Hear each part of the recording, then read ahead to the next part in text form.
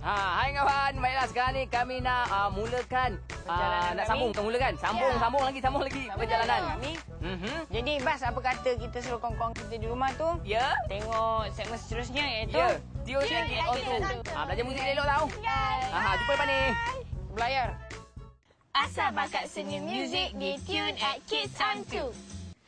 Hai adik-adik. Selamat kembali menonton Tune at Kids on Tour. Apa khabar adik-adik semua pada hari ini? Sehat ke? Tak sihat. Oh, nampaknya abang kita tak sihat kat sini. Tapi tak apa, sebab hari ini kita ada rakan baru. Tolong perkenalkan Abang Azam. Mana? Main menyorok-nyorok pula dia. Oh. Malu. Okey, kita ada abang baru hari ni. Nama dia Abang Syamil. Comel tak? Comel tak? Mari kita menari. Seronoknya dia orang. Adik-adik, pada hari ini kami telah merancang untuk membuat sesuatu yang istimewa. Yang khas untuk adik-adik semua. Mana apa ya? Lagu yang pernah dipopularkan oleh Aizat. Lagu apa?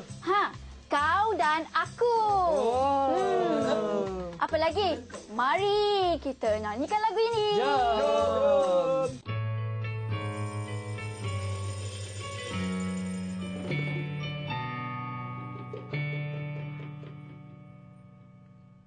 Kau dan aku adalah satu. Tak kira apa segala rimpian aku, engkau selalu ada. Biar kata memisah kita, takkan saja kerana terbiasa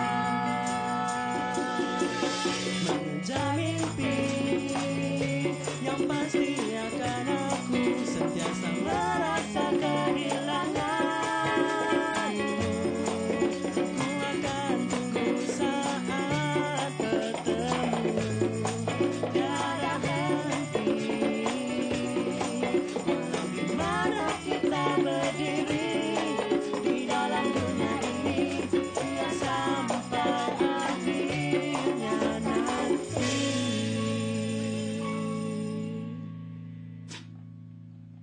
Yeay!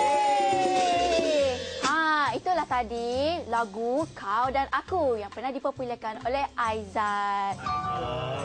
Dan itu hanya kita jumpa dalam segmen Tune at Kids on Tour.